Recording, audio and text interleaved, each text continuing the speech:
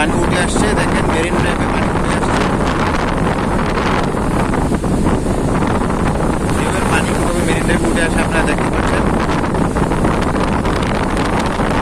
এখানে যদি এই চিকন ব্যাগ দিয়ে সবসময় এরকম রাস্তাটা মেরামত করে না রাখা হতো, তাহলে এই ঢেউয়ে মেরিন ড্রাইভটা ভেঙে যেতে পারতো এবং প্রচুর ক্ষয়ক্ষতি হতো।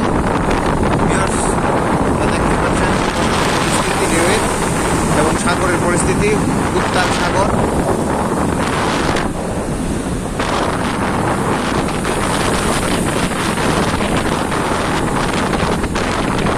বাচ্চারাও কেউ দেখতেছে, অঞ্চলের বাচ্চাদের কোনো সাগরের বর্তমান পরিস্থিতি দেখতে পাচ্ছেন, উত্তাল সাগর। দেখেন ঢেউ কিভাবে মেরিন ড্রাইভে চলে আসে। মেরিন ড্রাইভের অনেক অংশ এই মুহূর্তে ফাটল শুরু হয়েছে। যদি এভাবে আর কিছুদিন থাকে এই ঘূর্ণিঝড়, হয়তো মেরিন ড্রাইভে ব্যাপক ক্ষয়ক্ষতি হতে পারে।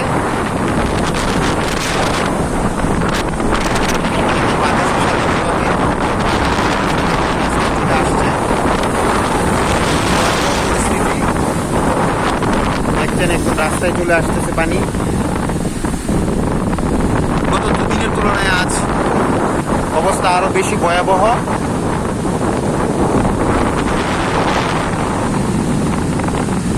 দেখেন সাগর কত উত্তাল, খুবই ভয়াবহ পরিস্থিতি বঙ্গোপসাগরের।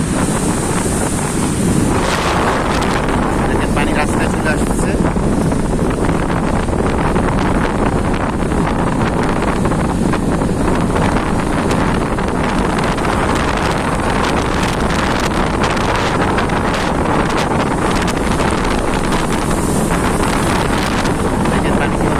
রাস্তায় চলে আসছে।